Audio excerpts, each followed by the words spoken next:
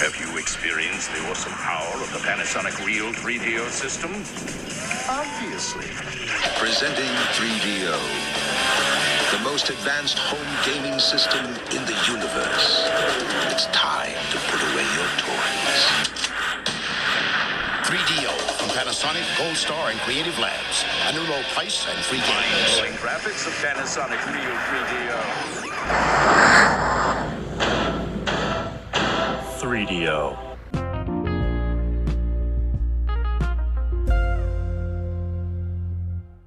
Hello, everybody, and welcome back to the 3DO Experience, the 3DO retrospective podcast where we talk about all things 3DO, the 3DO company, the console, and everything in between. I am Bill, and this is Threk. How you doing, Threk? Oh, hey, Bill. I'm good. I'm excited for this week's episode. How are you doing? I'm alive. I've been dealing with like literally the day after we recorded last podcast, I caught the plague, and I've just been like sick for like a week now. Oh, that's awful. Like I actually and the worst part is I'm out of sick time because of my wisdom teeth. That destroyed all my sick time for the year, and it doesn't reset until my hire date, which is until like April. So you're not getting paid at all right now? Oh no, I've been going to work. That's why it's so bad. That's crazy, man. I mean, I get it. You got bills to pay, but man, yeah. That sucks. Like I went on Friday and I was so sick I had to go home early. Like I only lasted like 2 hours and I was like shaking at the machine. I'm like, I can't fucking do this. So I had to take the hit. But are they being assholes to you, or are they just being like, hey, go home, man?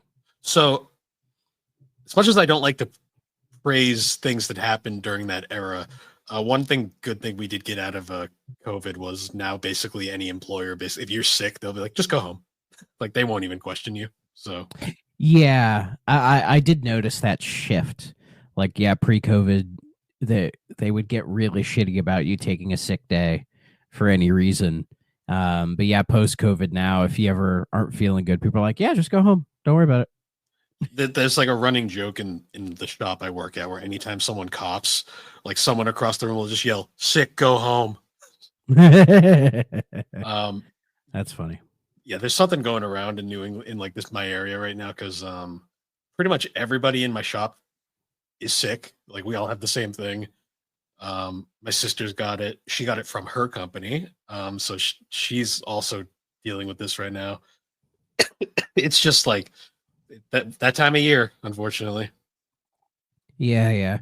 I mean, it could be a bad omen for things to come because, yesterday was inauguration day. So yeah, I didn't even realize that until I went on the internet. I was like, oh, right. Cool. And I just moved on. Well, we won't deep dive into it, but there was a lot of stuff that happened that I'm like, we might be royally fucked. Like royally fucked, but we'll get into it here. I'll continue to just kind of live ignorantly like I normally do. Yeah, we'll see how long that can last. Yeah. No. But today is an exciting day because we are tackling our first Army Men game, and I guess this will be a 3DO sub-series where we work through every single Army Man game that we can, I guess. Go ahead. I was gonna say before that, I was gonna say we're not doing them in order. We're literally just gonna do them as we feel like it. So because ironically we're doing what is essentially, it's not technically the last one, but it might as well be the last one. But before we get into that, there was, I guess, some gaming news that happened. There was that one big thing, but before we get into that, the other thing was Team Cherry decided to break their radio silence, and actually they said something about Silk Song. All they really said is, yes, the game is real, it's progressing, and it will release. That's really all they said. But it was nice that they actually came up for air and said something. Because I guess it was supposed to come out the first half of 2023, but it got delayed now for almost 2 years. So I feel like it might actually come out this year. Like, I'm not somebody who's anticipating it. I really wasn't a big fan of Hollow Knight in general. It would just be nice to see this game actually come out so people will shut up about it. And I imagine it'll probably be a good game when it comes out. I'm sure it will. This year might be the year. Why not? I'm sure it will. Like Hollow Knight was a game where I played. I'm like, this is beautiful. I get the appeal, but this just isn't my kind of game. I need to give it some more time. There were things about the game that kind of bugged me, but it's a cool game for what it is. But yeah, but who knows? It's still on Game Pass, and Silksong is day one Game Pass as well, so might give me some reason to check them out. But why Silksong may actually be coming out this year is because Nintendo finally did it. They finally ripped off the Switch 2 Band-Aid, and we now have seen the Switch 2. And I'm thinking Silksong may be there for the launch of it. And it's exactly the thing we saw like 4 months ago. Basically, all we saw in that Switch 2 reveal was everything that the leaks had showed us. Yeah. That it was bigger. They're doing the magnetic, like clank or whatever for the Joy-Con instead of the rails. They look bigger. Like the Switch itself is bigger. It's got a kickstand, finally. A real better kickstand. A real kickstand. A USB-C port on the top, which I know some people complain about the Switch 1, like trying to charge it sometimes could be an issue with the USB-C only on the bottom. And yeah, the Joy-Cons, like they have that little bit that sticks out of them now. I believe there's a laser pointer on her, so they can be used as mice. We'll see how that goes. I have a feeling that little bit where they showed the analog sticks moving was them being like, we got the Hall effect sticks, so there won't be any drift. That's just a guess, a pure guess on my part. And they were like, oh, and here's Mario Kart. And then it was like, cool, Mario Kart. If it's just a sequel to 8 Deluxe, I'm probably not going to buy it. Because if it's just 8 Deluxe, but with slightly different tracks and slightly different characters, I'm like, I don't care. Yeah. Genuinely, I don't care, but whatever. And yeah, it's everything we saw in the leaks. And I guess in April, we'll get a direct that details like the console itself and probably the launch lineup, when it's coming out, price, all that stuff. So we'll most likely do a big Super Pod show right after it to talk about everything that happened in that. But, you know, so, but yeah, it's kind of what we expected. And that seemed to be the prevailing comments online where people going, oh, okay. Yeah, it was generally a giant, like, giant wave of cool. And everyone just moved on with their day. It was weird to see some people get a little upset because there's nothing that drastically different about it. But I don't think fix it. I mean, Nintendo's known for fixing stuff that isn't broken. True. But it's like, it's a new regime. I get them wanting to do this, especially if they're like, oh, we're going to make the Switch 2 backwards compatible with the Switch 1. Great idea. It just makes sense to stay with the form factor. It did super well, better than anybody expected. So I don't blame them, especially with like the Steam Deck and the ROG Ally showing that there is a market for this beyond the Switch. That Nintendo's like, oh, this is like a new market we've created essentially. So why not remain at the forefront of it? So yeah, it should be cool. And people are, you know, there have been so many like 20+ minute, 30+ minute videos of people dissecting that like 2-minute trailer. You know, like it's kind of ridiculous. I mean, I get it. You need the content because January is usually slow, but like, I don't know, man. And seeing people see like the little clasps, thinking those are going to be like a problem for the Switch 2, because instead of like the rails, it's just like this sunken in bit with this very little connector that like I guess the Switch 2 will magnetically pull it in, and people are like, oh, that's gonna wear out, or that's gonna break the Switch, or whatever the hell. And I'm looking at it and I'm like, I really don't think it'll be a problem. I really don't. I like, there are so many things that use magnets in that sort of form, and it's perfectly fine. Like nobody ever fucking bitches about it. So I love when something like this comes out and suddenly everybody's a fucking engineer. And I'm like, okay. Yeah. I mean, it could be a fail. It could be a sore spot, but we won't know until we actually have one. Yeah. Like, and are actually like holding it and playing it. But from what I know, like I know there are certain like kitchen appliances where the connector for the plug is magnetic. Or they have a magnetic style plug to where it's just easier to connect those things together. And I assume that's why they're going to do it like magnetic, so you don't have to worry about, because the rails cause so many issues for people. And also it was people being fucking stupid. So it's going to be curious to see how people will complain to Nintendo for like their Switch 2 breaking, despite them trying everything they can to fuck with it. And then they're going to get mad at Nintendo. And it's like, most people aren't doing the weird shit that you're doing with it. Yeah. You know, like they did that with the Switch 1 anyway. So, but yeah, it was such a video of them being like, okay, here it is. Shut up. We'll talk about it in April. Yeah. That's what it felt like. The people complaining are the same people that are licking the cartridges. I mean, it's like I still do to be like, do they still do put the coating on them? They still do. Well, yeah. I mean, it's a good idea. It makes perfect sense. And then I'm it's just I do remember when the Switch came out, that was some people were like, oh, if you lick the cartridge, it has like a weird taste to it. And you do, and you're like, oh, what the fuck is that? And then you look it up, and it's like, oh, just so kids don't eat them, we made them repulsive. Like, smart idea. It's a non-toxic smart idea. It's a non-toxic coating that tastes extremely unpleasant to keep babies from eating them. Oh yeah. And of course, like weirdly enough, as like an adult, you could get used to it probably, but like it's like ugh. Yeah. You know? It's the equivalent of like smelling salts, I guess, for a cartridge. I'm just sitting on like, as an adult, you should not be eating your Switch games. Those things are expensive. That's my logic here. You're gonna eat your $70 Zelda game? What's wrong with you? Yeah, I know. Like priorities. Yeah. So, but what I'm most interested in is like the game lineup. You know, like I assume 3D Mario is gonna. Well, we know Mario Kart 9 is gonna be there. I think a good chance Metroid Prime 4 is there as a cross-gen title. And I'm pretty sure we'll get 3D Mario. I think it'll be shown. It might not launch with it if they're like, we have Mario Kart. But I think we will finally see the next 3D Mario in April, which is what I'm excited to see. I want to see because again, we haven't gotten one since Odyssey. We had Bowser's Fury, but like they were both fantastic. So I'm like, I need to see what they're doing next. I want it. So Odyssey's one of the few games I like consider a perfect game. Like I just don't see any flaws with it. It's other than the goddamn jump rope minigame, but that's besides the point. It's one of the very few video games I've put well over 100 hours into and would do it all again. Like there's very few games I've put that much time into that I would, if I had to reset and start from scratch, I would do it.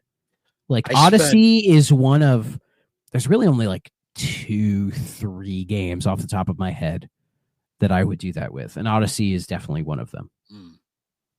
Nah, for sure. No, I can't wait for the next 3D Mario. As long as they improve from I think if they take the best from Odyssey and then the best from Bowser's Fury, put them together, I think we might have like one of the best Mario games ever made. Honestly, one of the best games ever made. Seriously. But yeah, we'll see. I think we're planning to do some like super pod thing this week, so we can probably get more in detail then. So I won't keep going on too long. So, but that was basically it this week. There really wasn't much else. I did see a leak today that Doom: The Dark Ages release date's going to be May 15th. Okay. I'm there for it. It's day one on Game Pass. I beat Doom 2 last week. So I'm really enjoying Doom. I need to still beat Doom 3 and Doom 64. So those are the only 2 Doom games in the series I haven't beaten. So hopefully I'll knock those out before Dark Ages comes out. Oh yeah, and in a couple days we're getting the Xbox Developer Direct. Oh yeah, that's on the 23rd, and I believe like Doom: The Dark Ages is there, South of Midnight's there, Expedition 33 is there, and then a unannounced 4th game, which is some like random Japanese IP. So I will be watching, of course. And then when we do 3DO next week, or who knows, maybe if we do the Super Pod show by that time, I'll talk about my thoughts. I'll probably say them on here as well, because I'm sure there's at least one person who will be curious to what I think. There was one other gaming thing I saw. It's not really news. It's more just a curiosity. Amazon finally canceled all of the Mighty Number 9 3DS pre-orders. Oh, it's about time. I was amazed they were still going. Like, my guess is they completely forgot, and then somebody at work was probably bored and scrolling through stuff and saw that was still like an option, and they're like, wait a minute. That's and they probably check. They're like, is that still a thing? And they look, they're like, no, let's just get rid of it. It's funny too because they had canceled the Vita pre-orders like years ago. Like that was already like way long gone, but the 3DS one just kind of persisted there for a while. Yeah, my guess is they probably just forgot. That's happened in the past with some games, because I know back when Metal Gear Rising was quietly canceled in the background, because my mom had pre-ordered that for me for Christmas, and then it just kind of disappeared. And then they never took the pre-order down. And then when it got changed into Revengeance, it ended up shipping, and like it showed up one day, and she was like, "Oh right, I ordered this." That's awesome, isn't it? It's just funny how like you can pre-order one thing and then they'll just kind of change it to the thing it becomes, and then it just shows up and you're like, "Oh right." I mean, that's very nice, rather than just like be like, "Oh, you didn't necessarily pre-order this one, so it doesn't count." Which would be bullshit. So that's nice of them. Especially because Konami did technically cancel that game. Yeah. Weirdly enough, I remember when Rising was first announced, and it was like Metal Gear Solid Rising or something stupid. Metal Gear Solid Rising, and it was a mid-quill that took place after 2, but before 4, and it explained how Raiden ended up the way he was in 4. Yeah, like how he turned the gray. Yeah, how he turned the gray fox. Basically, I remember when that first got announced, because if you listen to the new novel console, I'm on that, where we're going to be playing all of the Metal Gear games. So if you haven't heard, go to a novel console and listen to that first episode, where it's me, Chris, Eric, and Keith. Eric's from the Unlockables, Keith's from Main Quest, and we're going to be playing all the Metal Gear games throughout the year. So stay tuned for that. I talked about how, like, since middle school, I've always been surrounded by at least one person who's obsessed with Kojima. So when Metal Gear Solid Rising first appeared, because I remember I had a 360 at the time. So, and the people I knew had a PS3, they had it for Metal Gear Solid 4. Like, that's the game they bought the system for. And yeah, and then they were touting how much they had that game for that and not the 360. It was a whole thing at the time. It was console wars. Last one that really mattered. Yeah, and it's still to this day, it's the only Metal Gear Solid game I don't have immediate access to. Yeah, either through just owning it officially or being able to emulate it. Like, my PC cannot emulate PS3 games. So yeah, I've tried. I promise. I've tried. And yeah, I'd love to play 4. In fact, in the episode, Chris mentions if the Master Collection, which is in the second volume of it, which is rumored to be a thing and would have 4 on it, if that doesn't come out this year, he's just going to give us all PS3 so we can play the game. So, but Metal Gear Solid Rising, I remember when that first was shown, and it was touted at the time as, coming to 360, which I was like, oh, sweet, we're going to get a Metal Gear Solid game for 360. That's cool. And some of my friends were pissed that it was like much more of an action-oriented type of thing, when I didn't think that was like a bad thing. I'm like, it looks kind of cool. I don't know. But I never got around to playing it. And still to this day, I've played no more than like 10 minutes of it. Yeah. So in the series, I will get to it, and I'm very excited to get to it, because that game has legs in a way that I don't think anybody ever really expected. As far as like memes and everything, like every couple years, some like big YouTuber rediscovers the game and it becomes a thing again, And Sombrero Raiden comes out, and then too many jokes happen, Yeah, my sources, I made it the fuck up, Yeah. Man. But yeah, we'll talk about all that shit later. Last update too is we did get new Nintendo music on the app, because this is just a thing we do now. Yeah. So let's see, which one is it? God. I don't care if my device has great new features. Shut up, Google. Well, it's not another GBA game, because it's still all by itself. Like, come on, give me Advance Wars, goddammit. I love that soundtrack. I know. Also, like, what do they have against the goddamn 3DS? Give us some 3DS music. Oh, okay. That's not a bad soundtrack. Hold on. I was actually... Nice. I love Super Nintendo music, but I wish they'd do some more variety. I hope we don't get DMCA'd. I'm sorry. But yeah, it's Super Mario Kart for the Super Nintendo. My least favorite Mario Kart, but a pretty damn good soundtrack. Yeah, it's weird. Like that game, for the time, it was probably cool. I still prefer F-Zero. Yeah, oh yeah. It hasn't aged well. I think Super Circuit's better, which some people think is blasphemous to say, but I still prefer playing Super Circuit. Super Circuit's not great either, but I would rather play it than Super Mario Kart.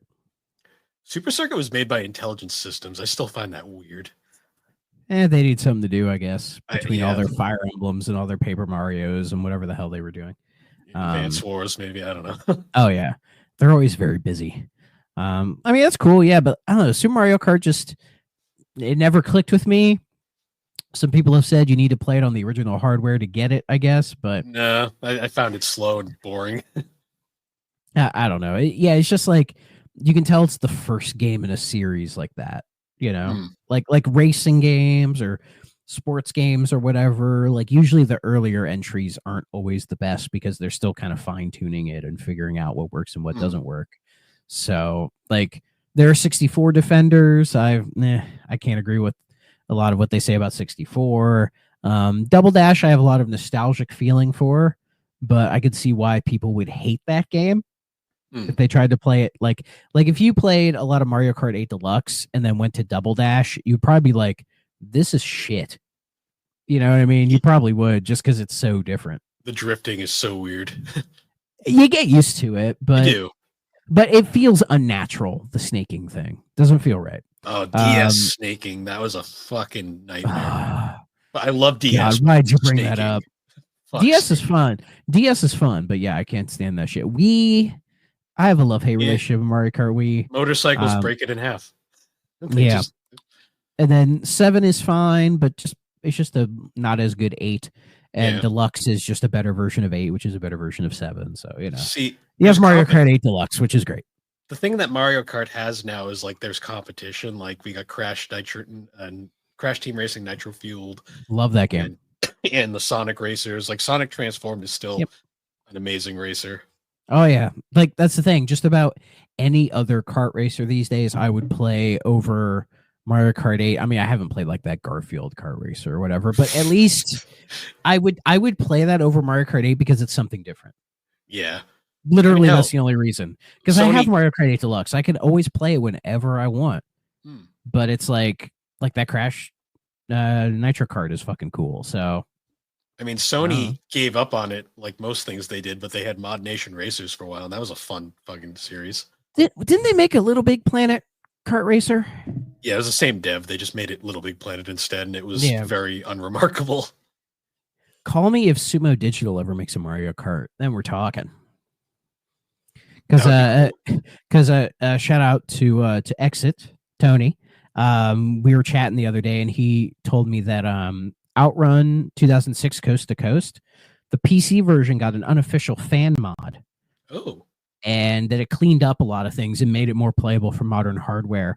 And he went ahead and just like emailed me his copy, and so I haven't. I've played it, and it is fucking. That might be my favorite racing game of all time.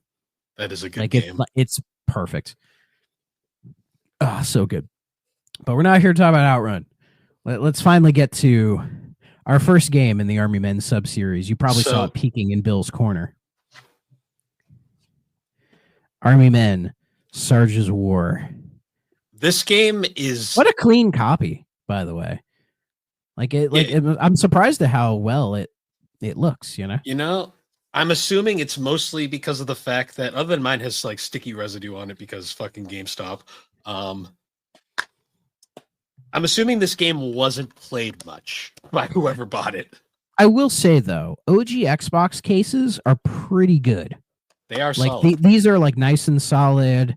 You see them damaged here and there, but not that often. Like more than the GameCube, because the GameCube cases are incredible, but not as much as say the PS2 cases, which those are like just even the official ones are kind of pieces of shit. The original early ones are nice, pretty good. Yeah. Then they cheaped out by the end because everything got super cheap by the end. Exactly. So, But yeah, a nice clean copy. Yeah, probably wasn't played much, but it's a game that if you are in our age demographic, you have seen this cover before. At least you saw this on a shelf, at least. Yes, either in a Walmart, in a Target, in a Kmart, in a KB Toys, in a Toys R Us, or a rental store, or even a used video game shop. You can go to a used video game shop anywhere near you, go into the PS2, Xbox, GameCube section, you will find one copy of this game. Yeah. I could almost guarantee it. I would bet money the probably $5 I spent on this game. Yeah. So interestingly enough, this is like I like to split the 3DO into like 3 eras. Obviously, we're mostly covering the console era, like they're arguably the most interesting era of 3DO. Then there's the third party era, which is we've dabbled in a bit. We covered Battle Tanks. That was a game from that era. And then this is what I like to call the bankruptcy era, where 3DO was dead. Like this is the first game after 3DO kicked the bucket. Yeah, though it was originally developed by them. Yes, this game is very weird. It was most sources say it was developed by a studio called Tactical Development, which everything I've read about, there's no information on this company. Moby Games flat out just says 3DO made it. I mean, to be fair, it probably was mostly made by 3DO. So I think the story goes, they were working on this game when they had to file bankruptcy. And then I think it was Global Star Software that I think most people associate this series with, like just went ahead and bought the IP and bought the rights.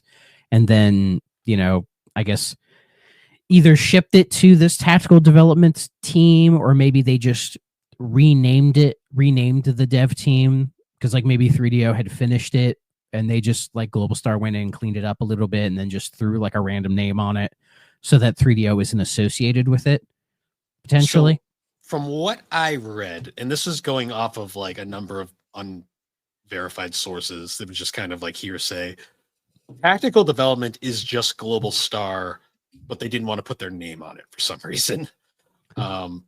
Yeah. The story I read was development started at 3DO, like before 3DO went under. Well, 3DO was going under, but right before they filed for bankruptcy.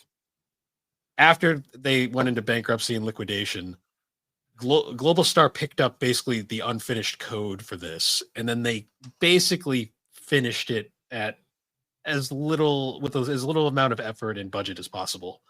So about the same amount of effort 3DO put into it. Yeah, and it shows. It actually, we'll get into it because I have things to say about this game, but yeah, it's unknown how much work Global Star actually put into it. All that we've been informed is they finished it and shipped it. Yeah. And that's the thing. It's a game that when you play it, it doesn't come off as like unfinished or like half baked or anything. No, like it feels like, at least, which by the way, I'm judging it based on like this series of games. It feels like it was probably done and ready to go. But there are some bits where it's like certain levels and like certain assets feel a little too repeated, which might have been, say, Global Star going in and maybe be just adding in some extra stuff just to kind of try to smooth it out and maybe give it some consistency, potentially. But it feels like the main core of the game, was what 3DO had wanted to do, because I believe this is the third in the Sarge's Heroes sub-series of the Army Men that most people associate the series with. Yeah. So it is the third in the Sarge's Heroes sub-series. It's also the final game in the whole Sarge storyline, which included obviously the Sarge's Heroes games. The Air Attack games were also part of that. I think Green Rogue was technically involved, and Portal Runner were all part of this. Your favorite game, Portal Runner. That game is such a weird. I can't wait till we cover that because we'll get to it. We'll get to it. Green Rogue isn't specified as part of the Sarge's Heroes thing, but I feel like you can probably throw it in there if you want. It fits more than the World War series, which was based off of 3D and was more inspired by the original Army Men games. Yeah, then that I RTS agree with. They don't feel the same compared to and the then Surge's Hero stuff. RTS is its own thing. Though RTS is technically in the Sarge timeline because it is using those characters. True. It's weird, debatably where it sits, but it's kind of like its own. It floats in a little like bubble on that timeline where it just can be wherever. I would throw it in the Sarge's Heroes because it's specifically using those characters in its story. Yeah, because because Sarge technically appears in both series, but like the Sarge in the original series is a lot less interesting. Yeah, well, it's not using just Sarge; it's using like other characters from like Yep. the Sarge, like the whole Sarge's Heroes gang is in RTS. Yes. Yep. So that's why I consider it a part of that. Like it feels like it's trying to be a Sarge's Hero, like trying to take the Sarge's Heroes like characters and lore and combined it with say more of the strategy style gameplay of the original Army Men's. Trying to find like a middle ground. But we can get to that when we actually get to RTS. Also, another interesting thing about Sarge's War, it was released for PC, excuse me, Xbox, GameCube, and PS2. But PS2, there is a bit of an asterisk there. I initially didn't think this game came out on PS2. It did, only in Europe. That is weird, yeah, because I associate this game with the GameCube. Because growing up, when I used to rent GameCube games at the rental store, I always saw this guy. Saw him. And I think for a while I did have the GameCube copy of this and I played a level or two and got bored of it. But when we decided to do this series, I was like, let me see if I can find Sarge's Heroes for the Xbox since I have an Xbox now. And it was very easy to find. And honestly, it kind of fits with the Xbox aesthetic. Oh, yeah. Maybe because the green, obviously. But, you know, there's something about this cover and sort of the weirdness of this game that fits the OG Xbox's mentality. You know what I mean? It just kind of feels like an OG Xbox game. Yeah, especially playing some of the shit in this game is very OG Xbox. Yeah, like you can see some of the influences this game has because Sarge's Heroes 1 and 2, I think we could argue are much more comical in nature. They're a lot more silly, tongue-in-cheek, you know, trying to just have fun with it and being like, yeah, this is like green Army Men toys who will like fight in their like play sets that are to scale, but they'll also fight in like a kitchen where like cups are the size of like giant buildings or whatever, right?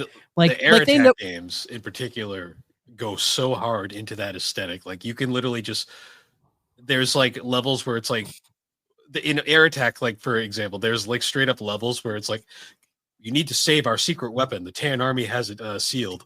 And then you blow up the capturing device and it's a bunch of bugs and they just go, we're free once we get out. And then they just decimate. They decimate the Tan Army once they're free. Awesome. But it's goofy shit like that. Like these games, that's the thing about this game that makes it really odd is the Army Men series is notable for being weird and goofy. Yeah, and like not having like a real consistent identity either, because in such a short time we got so many games in this series, right? And they're all over the place in terms of like genre and like what kind of stories they want to tell, the kind of characters they have. Do they want to be more tongue-in-cheek? Do they want to be more serious kind of a thing? And Sarge's War feels like one phrase came to mind when I was playing this game, and that's cognitive dissonance.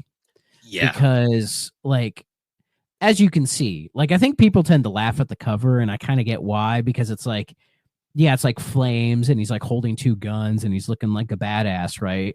Like it's fucking dead to rights. But it's a green plastic army man guy, right? And then you look at the back, and the back is like, it's war. It's war. Yeah. Yeah, here, I'll read the back. So, on the verge of the long-awaited peace between the green and the tan, rogue elements of the Tan Army draw Sarge and his men out into the field. Out in the field, Sarge discovers a new and diabolical enemy, Colonel Malice, equipped with weapons that threaten the very existence of the Green Nation. With his squad destroyed, Sarge becomes a one-man army out to stop Colonel Malice at all costs. Never count out a toy with nothing to lose. And it says like gritty world of toy-on-toy combat. You know, it's like, what the fuck is this trying to be, right? Like, well, you know what I also love? Like, go ahead. You know what I love too? The fact that the description in the back spoils the big surprise at the start of the game. It's like, well, there goes the actually interesting story beat, like right off the bat. Yeah, and the story in this game is crazy because, like, as you see, it's trying to be all like brooding and edgy and serious, right? It's like Bomberman X-Zero, but like a couple years prior. Well, it's goofier than Bomberman because at least it still has some of the soul from the old series. Like, it still has the silly stuff, right? Where it's like, oh, you're fighting in like sandcastles and all this other shit, right? But the game takes itself so seriously when the other ones didn't. That's why I was getting like the cognitive dissonance. I'm like, this like doesn't really match. And I was trying to think of why. And the only things I could think of is by 2004, there were like there was one really big like war story series and then one that was kind of up and coming that I think may have had an influence. The first one is Medal of Honor. Like this was like 2004. This is sort of the peak of Medal of Honor's like popularity because we had like Frontline, Rising Sun, I think it was Allied Assault on PC as well, which was really good.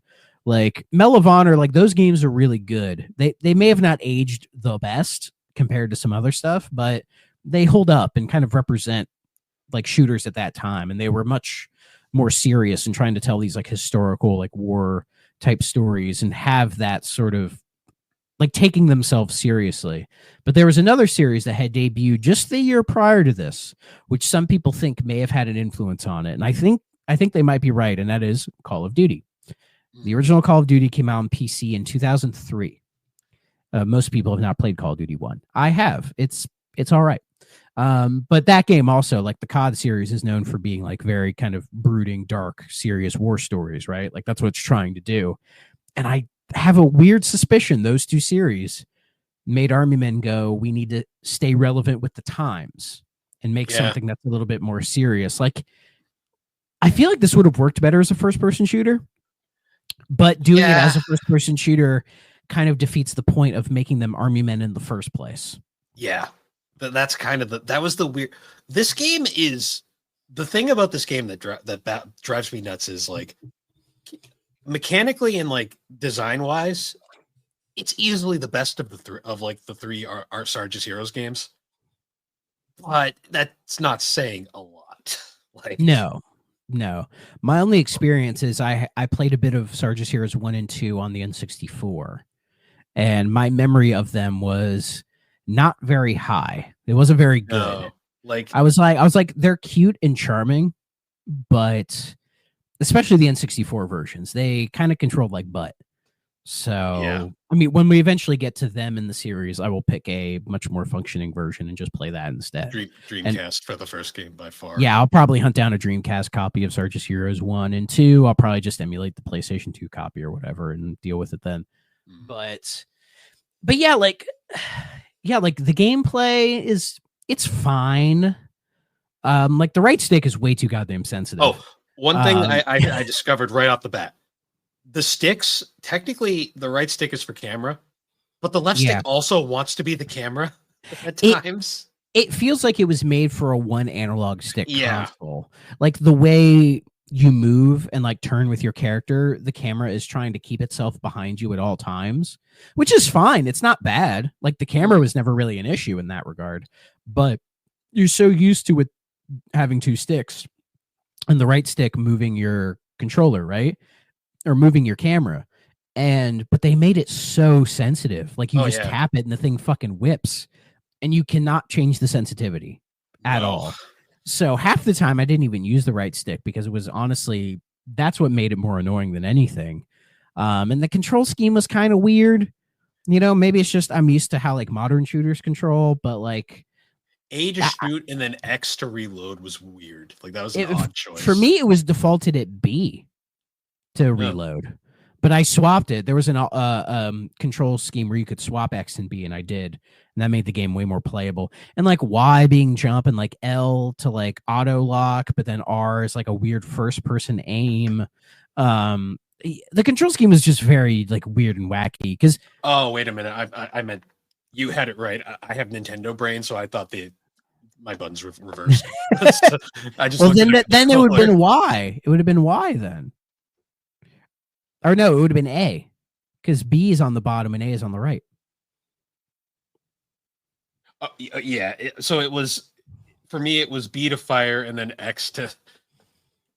See, it was X was to jump, B was to fire, and then it originally had A as like your reload, and then X is like your crouch or whatever. I forgot those because I'm so used to B being or A like being crouch. You know, like I'm used to like the bottom button being jump, the right button being crouch, the left one being reload, and then like the other one just like switch your weapons or whatever, right? Yeah, when I started, that's just how like modern first-person shooters go. Yeah, when I started it was B was fire and then X was reload. I'm like, that's no, that's gotta be. But thankfully, they let you swap them. They do. So this was the era where you couldn't change every button to be what you wanted it to be, but they would have various presets to try to accommodate for certain things. Which honestly, I kind of like the presets because it's less work to being like, oh, what I want everything to be. But yeah, like the control scheme, I don't know, it just felt kind of weird. Even though outside of that, I think Sarge's movement speed was fine, his jumps were fine. Yeah, I thought he was the gunplay was trash. I think we can say that. So like Sarge, I thought he was a little twitchy, but everything else about him was fine. The gunplay. Want to talk about the lock on? That it sure locks onto things. It's just not what you want it to lock onto. That lock on, like it's the only way to like actually aim at things, but also like Sarge can't shoot for shit because you'll lock onto an enemy and then you'll hold the fire button and you'll see the bullets like spray everywhere, and it's like, dude, hit the fucking target. Like I just played and beat Tomb Raider Legend today. And that's a really fun game, and it's the same kind of thing where you lock on with that. And then Laura will shoot her double pistols and half the bullets miss. And it's like, what the fuck are you doing? Right. But both games have the one thing, and that is if you get the shotgun, you can just run up on people and blast them. Oh, yeah. And that was the most fun I had playing Sarge's War, was when I had the shotgun and then I would just run up on people and like just jump and like shoot them while I'm jumping. Like that was the most, because it reminded me of Doom, because Doom is like, it's most fun when you have the shotgun blasting shit. And this has that, which is super fun. See, with the rifle, I had just given up on the lock on because I'm like, oh, let's lock on. Oh, you're gonna lock onto the wall, okay? And the various rifles are so dumb because you have the carbine, which is unlimited ammo, that like you have to tap A to shoot it, but you can't mash A because it's like really slow. Yeah. Right. But then you get the assault rifle, which is not like an auto, but you can just mash A to have a sort of like semi-auto fire or whatever. But then you get the automatic rifle, which then allows you to hold A. And then by the end of the game, you get the heavy machine gun, which is just that, but a little bit stronger. You know, like I don't know. It was strange in that regard. You know what a good tactic I found for certain levels? Just run past everything. just certain things you could just run past them. Yeah. Other things you couldn't, especially near the end of the game. Like, especially when you got the flamethrower and there were like certain invisible, like there was a specific enemy. They were invisible and they had a heavy machine gun. And the only thing that fucking killed them was a flamethrower. Like the flamethrower is OP as shit in this game. Oh yeah. You can just run up on things, hold it for like a second, and they'll just burn. Which, by the way, this game gets points docked because none of the plastic figures melt when you burn them. Not when you burn them. No fucking melting. They do. Did you jump in the acid bath just to see what happens? What acid bath? There's some telegraph traps in one level where it's like the floor opens and it's like a pool of acid.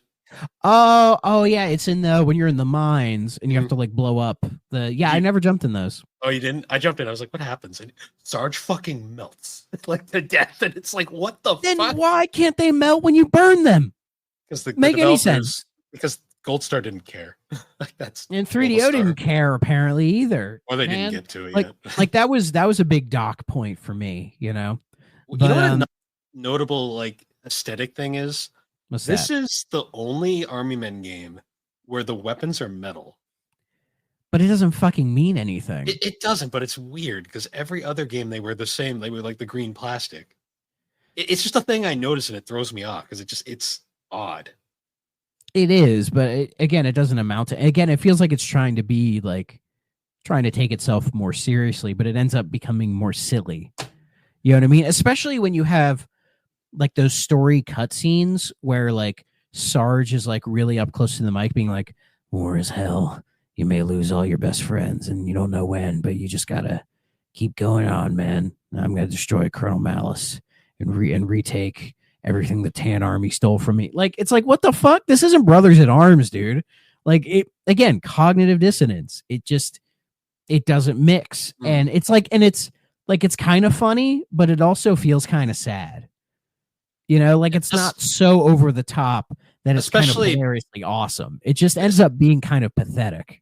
Especially because the game starts with this actually kind of cool. If you've been playing these games from the beginning, like you're a psychopath who actually had every single one.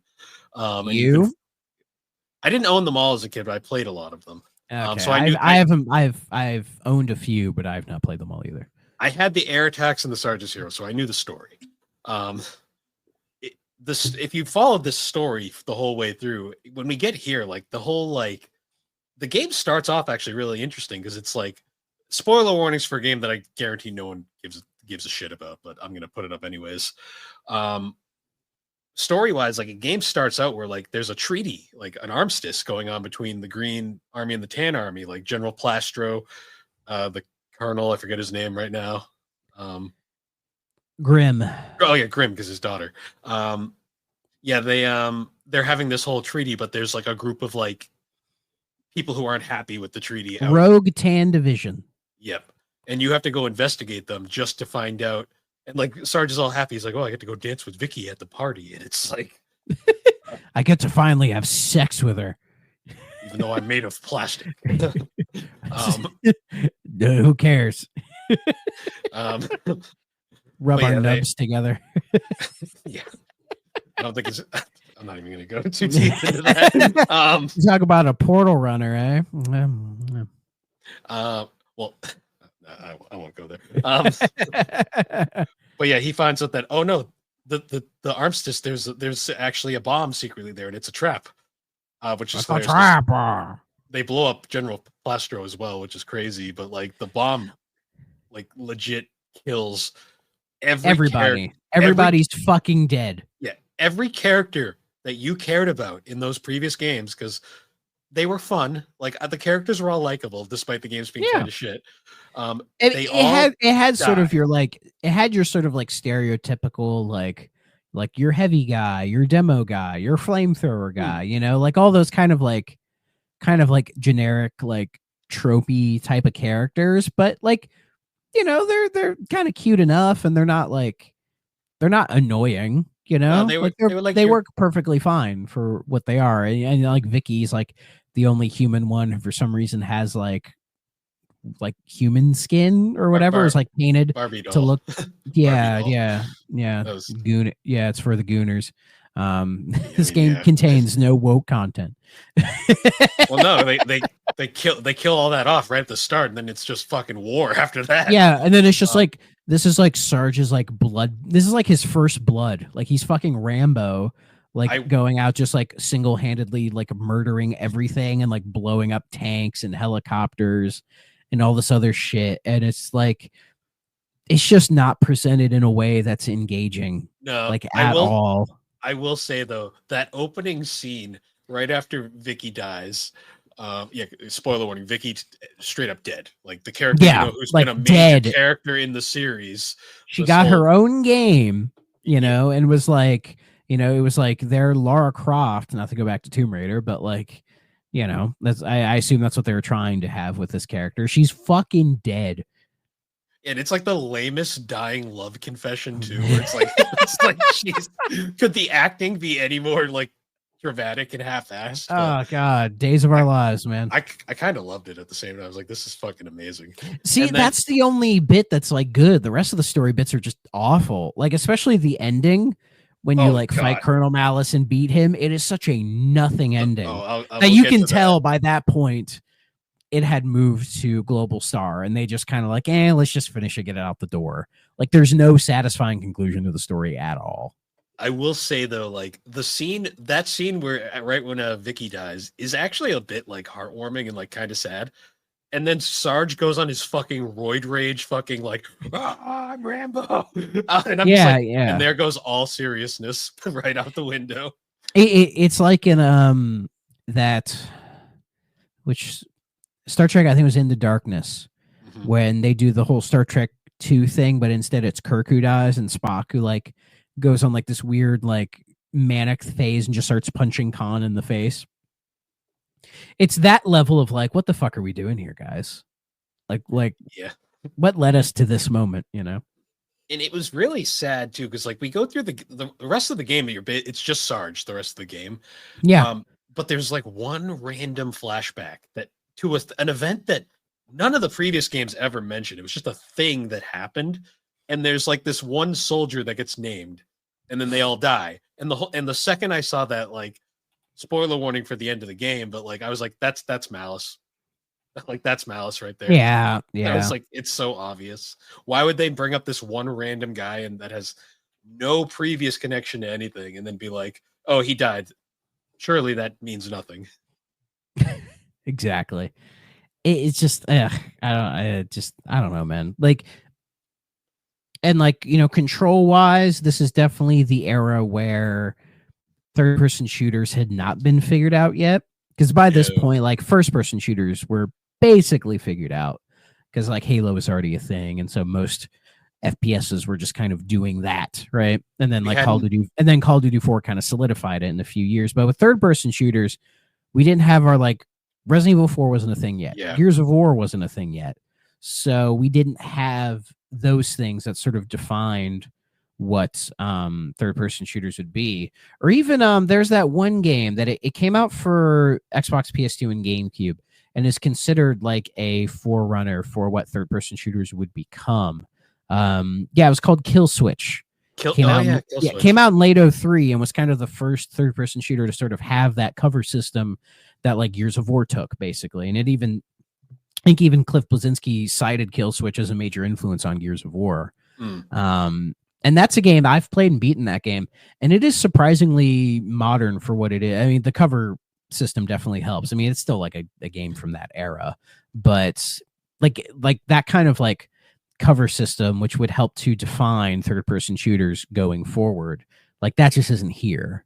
And I think it would help, you know, but I don't know what much you could do to save the game beyond that. You know what I mean? It's amazing to me, once like the over the shoulder like camera for aiming perspective, when that was created, legit no games could go back. Like that was like just what it was going to be going forward. Like what this game has is like your like character in the center of the screen behind the back type of like thing, which, thinking about it now, it's like that's not a great angle for third person shooters, because your character is in the way. Yeah. Especially when you're trying to lock on and shoot shit, you're in the way the whole fucking time.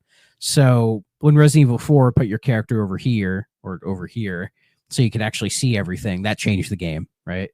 And it would be weird if, like, say this game got that treatment, if they're like, let's try to make this like a Gears of War but Army Men. Like, it would probably be more playable, but I think people would be like, but this is still like Army Men. It's fucking weird.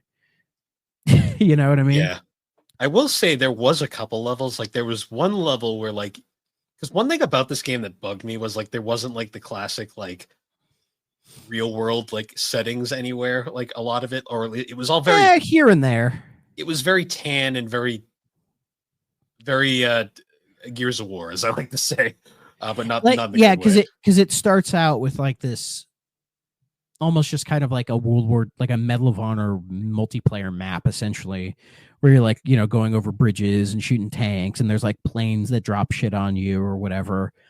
But as the game goes on, it's like, oh, you go into like a kitchen, or you're like fighting like in like the back like places of like kitchens or whatever. I wanted to bring up the kitchen level because that has like one of my favorite little environmental things, where you can come across like they have a toaster and a toaster oven, which I thought was an interesting choice. Yeah, they had both. They're like right next to each other. Yeah, but like you can go past the toaster oven and you can see a bunch of tan guys in there, and you can actually pull the lever and fucking just burn them to death. And I was which I did, and it was and Sarge like comments on it too.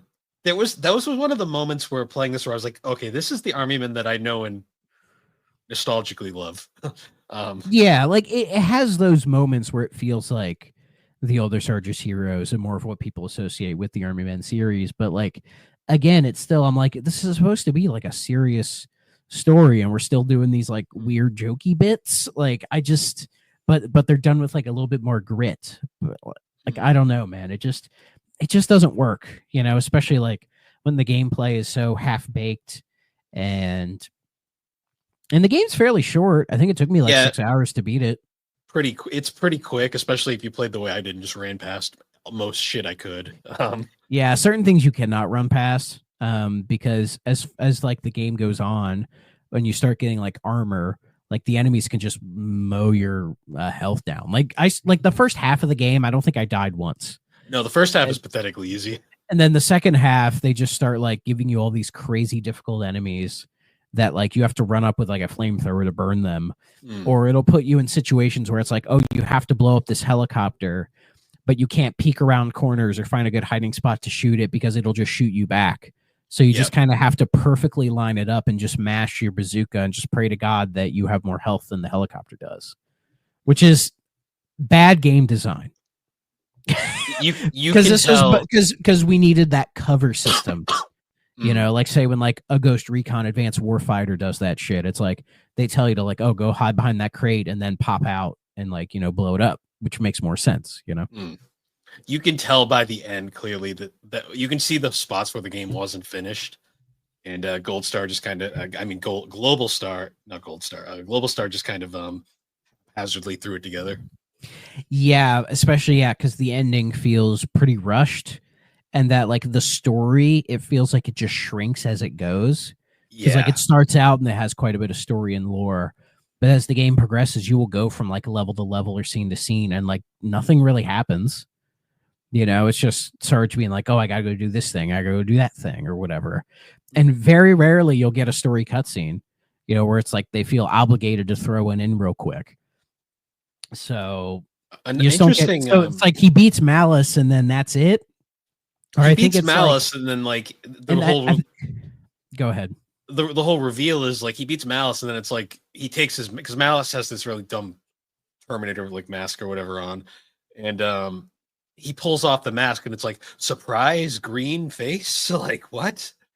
Yeah, and then I believe it's implied that the characters that were dead at the start of the game were only just like clones. Because I think it was this Rogue Tan division grabbed like molds so they could just make their own armies. And so it was implied that like they made clones of like Vicky and all these other people and then killed them. It's like, but why would you make clones when you could just kill the real ones?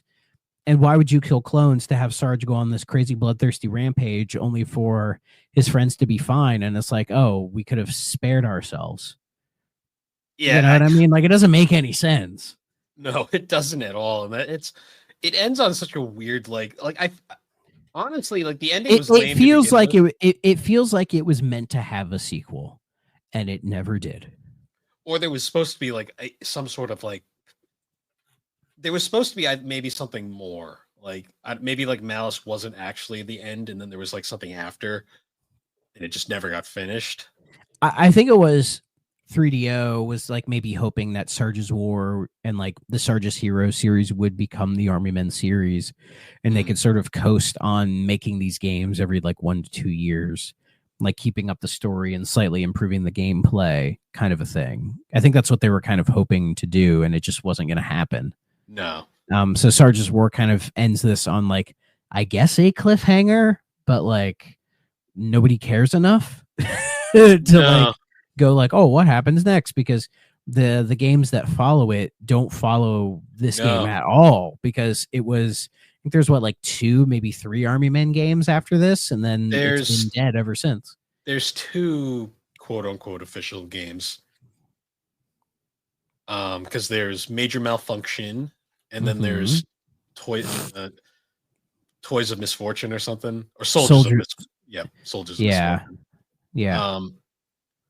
Yeah, it's interesting because this game, I refer to this game as like 3DO's very sad swan song. Yeah, I think that's fair, because the games past this don't involve them at all. No. But we'll talk about them anyways. Oh, we will, because, I mean, they are related to 3DO in a way. One thing I did want to bring up because I found it very fascinating was like this game did play with the whole fact that they were plastic soldiers at certain points. Like when Sarge takes damage, like just chunks of him will fly off. That was cool. I liked that. That was a nice little touch. And then to heal, did you ever get like, his head blown off? Yeah, the head fly off, and you just run around without a head for a bit. That happened to me once. But I liked how to like regain your health when you would like kill tan people, you get like those little bits of plastic. Mm-hmm.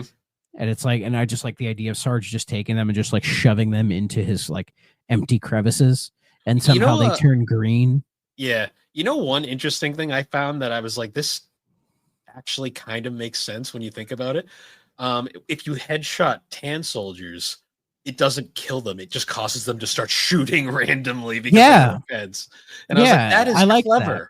Like, that's a clever idea. There's little touches in there that are kind of nice, you know? And like, and the overall gameplay is very average, but you know, it's beatable. I beat it in one sitting. You know, the funniest part was when I finished the game, my reaction was like, that wasn't the worst. Like, I was just kind of like, I was expecting a lot worse. And when I finished, I'm like, that wasn't, I've played worse. I didn't get a dumpster fire. I didn't get like an amazingly bad game. I just got a very average game. It was weird because when I was playing, I'm like, this is better technically than the previous two Sarge's games, but at the same time, it's not. It's not as memorable. No, not at all. I think that the best way I could describe this game is like if you found it at a a retro store for $5. Sure, like it's not going to kill you. It's basically, yeah. When I finished it, I said to myself, that was the most 5 out of 10 game I've ever played in my entire life. Yeah. Well, right down the middle, you know, if I had to lean towards it being like a 5.5 or 4.5, I would lean to the 5.5, but not like this game ain't a 6. Can't do that. But like, it's very average, incredibly average. And it like, the idea that 3DO thought this would like help keep them going is kind of sad, honestly. I mean, it's not the quality of game that it needed to be. They were desperate. You can very much tell that they were clearly in their dying days. Yeah. Let's just copy what the hot shooters are doing, and maybe that'll work. When it's like the Army Men name had already been kind of soiled at that point. Oh yeah. Because there have been so many games that came out in such a short period of time that nobody fucking cared. It just became all way too much. It's really sad too, because like when I finished this game, my whole thought was like, I'm like, that was an Army Men game, all right. Which is ironic because it's actually better than some of the other ones in the series, but that's besides. Yeah. Probably what we'll do when we finish all of these Army Men games is we might do like a separate tier list for all of them so that we can be like, we've played them all. Let's see where they all rank against each other. So it'll be curious to see where this one sits amongst all of the others, because this is the only one I've beaten. But of the ones I've played, it's probably in the good half, but it's not like the best one. Yeah, like of the ones I've played, there's a clear number one. But we'll get same for me. The way I always kind of put it is like this one is on the better side, but like the gap from it to like say like Air Attack is like it's a big gap. Like it's not even close. Yeah. Like it's bad when one of the better games in the series is like just a 5. Yeah. Out of 10. Well, you know, honestly, when I go through this series and think about it, there's only probably legitimately maybe like 3 games that I'd consider legitimately good. 3 or 4.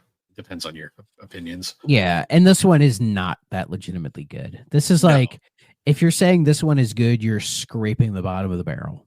This one to me is good for Army Men standards, which aren't for Army high. Men standards, yes.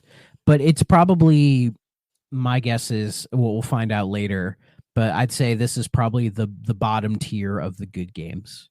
Yeah. Like, this is probably the lowest game in the series I would kind of recommend. I kind of recommend it, but it's not a very strong one.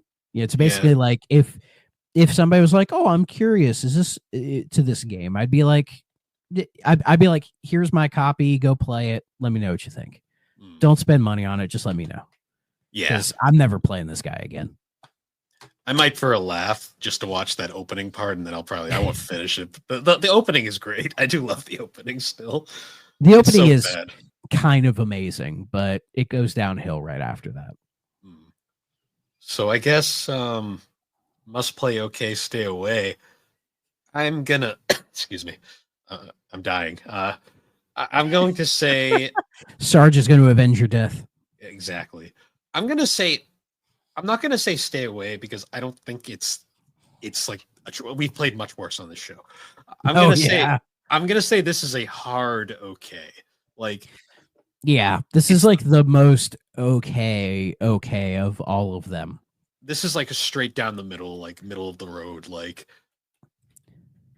it's not good, but it's not offensively bad. It's just, it exists. Yeah, it's a straight up 50.0%. Yeah. No decimal. There's no decimal. It is just as 50% as it could get, which I know in gaming review logic, that means it's bad. But no, it's like the most painfully average thing ever. I will say reception because a six is somewhat good. You know what I mean? And this game is not somewhat good. It has somewhat good moments, but not enough to make it a somewhat good game. Yeah. Like reception wise isn't very, so the Wikipedia page is hilarious for this game because it literally has nothing about the gameplay, and it's just, it has a nice deep plot synopsis though. It does, which was very interesting to me. Like some random fucker wrote that, some guy who's like way into the series wrote that, or they stole it from the Army Men wiki and just copy pasted it over here. There's an Army Men wiki. Why am I not surprised? There's a wiki for everything. Also, there's like no like citations here, references like for anything in the story. So there is. Oh no, there's one for the Eurogamer review. That's okay. I see it now. I missed it. But yeah, reception wise, it was generally rated as average or below average. Yeah, and that sounds about correct.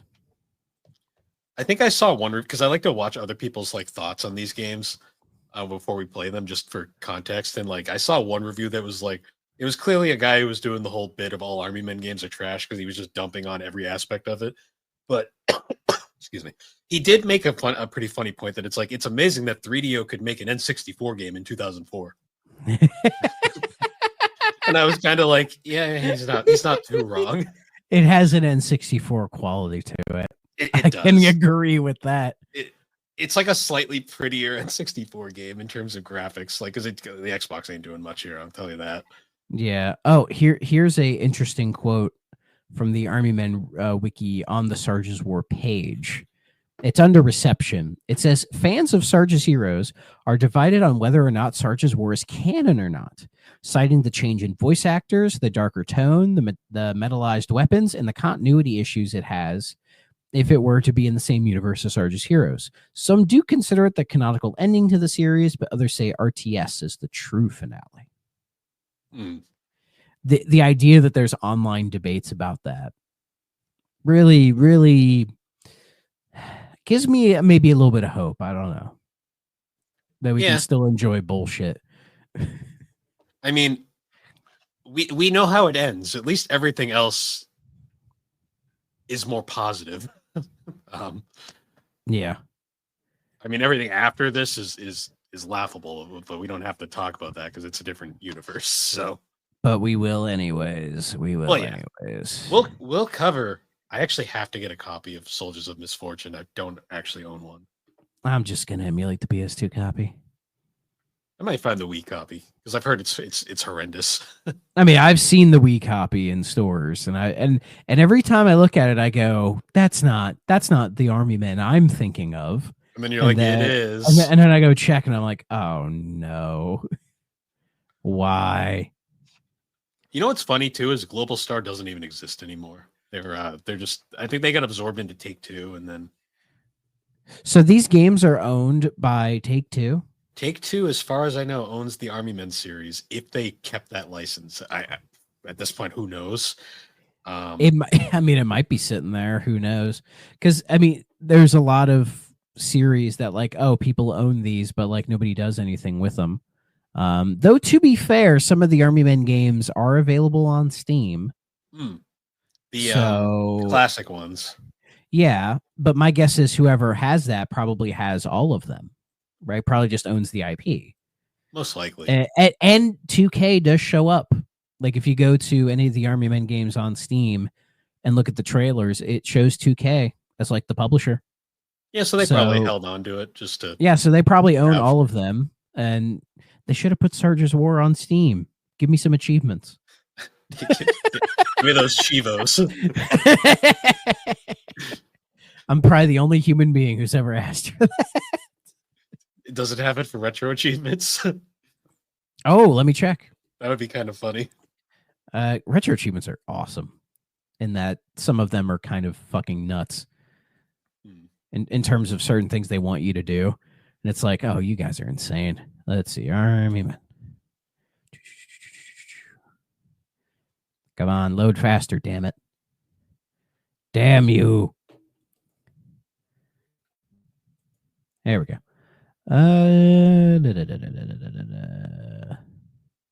Sarge's War. It does. It has achievement for the PS2 and the GameCube. Those are the only two for some reason. Here, let me double check. Just to be sure. Let me just type in Sarge's War and see what happens. Oh, god damn it, because I didn't have the apostrophe. Screw you. I hate that. Yeah, he owns this war. It's possessive. Yep,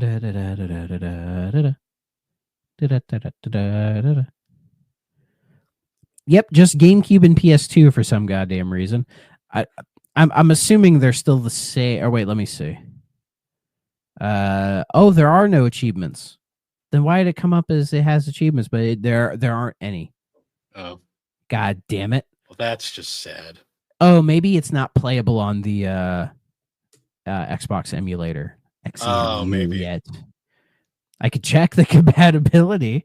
Let's check. Army Men. Oh, it's listed as playable.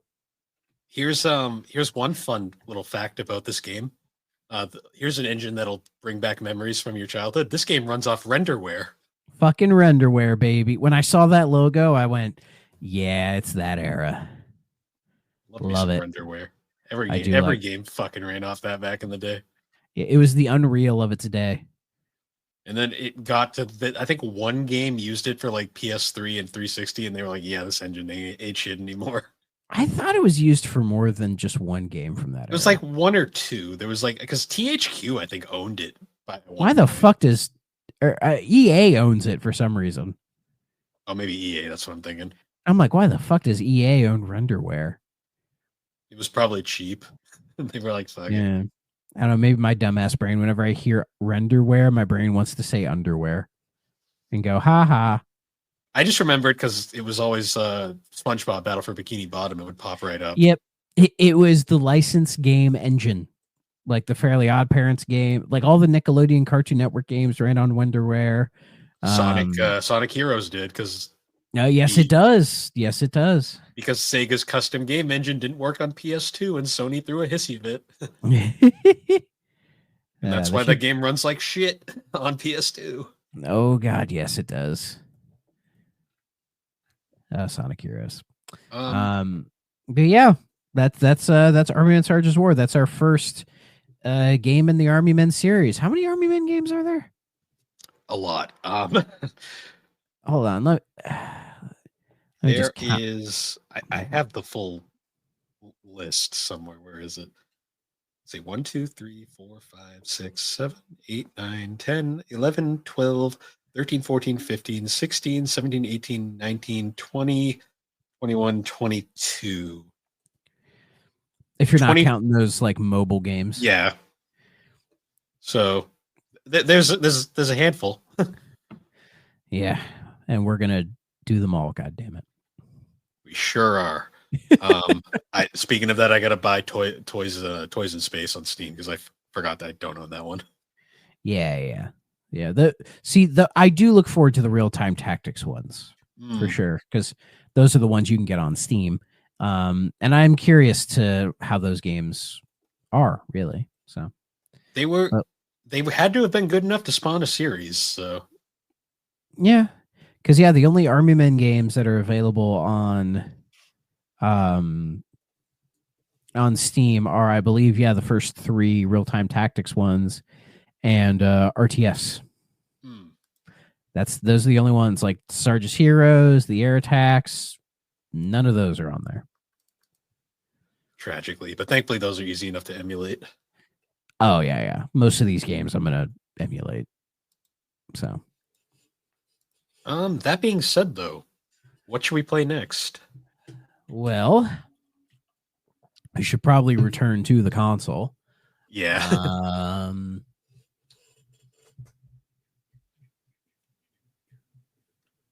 Trying to think. What? Oh. Yeah. Let's just look at the list. Oh, you know what? We haven't done a game like this. Maybe we could do Myst. Yeah, fuck it. Let's do Myst. Again, a game I'm not going to play on 3DO. No, I mean, I have the 3DO version. I could theoretically play that version. Yeah, I mean, there's so many better. I'll just buy it on fucking Steam. There's so many better versions of it. Yeah, because it's Myst, and you're better off playing it on a fucking PC. But yeah, I'll play the 3DO version just to see how it plays on 3DO, and then I'll probably finish my playthrough on the other version. Good idea. In fact, I got a thing. It might have been from GOG, where GOG was like running a sale on the Myst games or something. So I'll look. I'll find a way to play it. But it's Myst. It's not like I can't. Yeah. There's like no place for me to play it. Like I'm not stupid. Yeah. But yeah, so that was a pretty good episode. We actually talked about the game for good amount of the episode for once. Well, as we were playing it, I'm like, oh, I'm talking about this one. I was just happy, like we're finally like getting into like the post-mortem era of 3DO, where it's like the post-mortem era. There were some loose ends left behind. That's awesome. Oh, there's definitely going to be a gravestone with the 3DO logo on it in the thumbnail. Like, get ready for that. But can't wait. That being said, once again, guys, thanks for joining us on the 3DO Experience. The 3DO Experience can be found on all the major podcasting platforms, particularly Apple Podcast and Spotify. And be sure to check us out over on the SuperPod Network.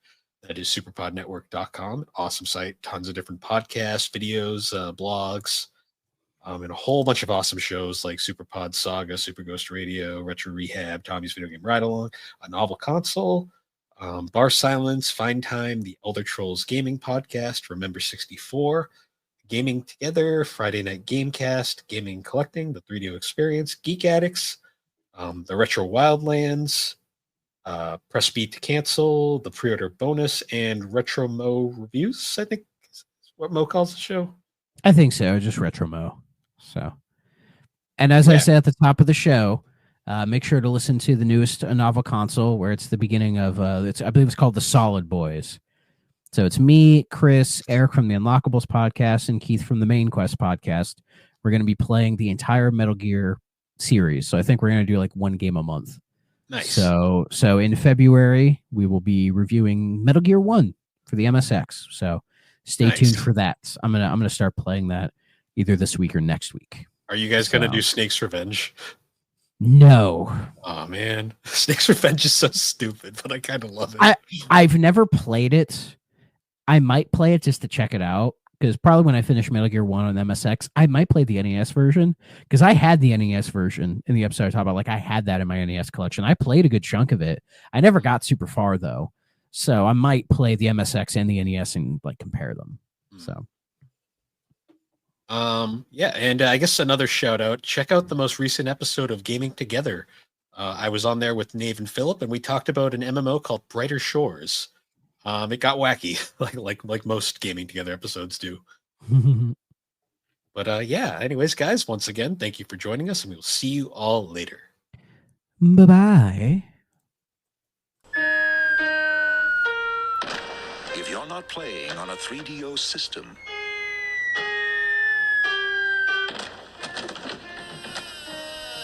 are you playing with?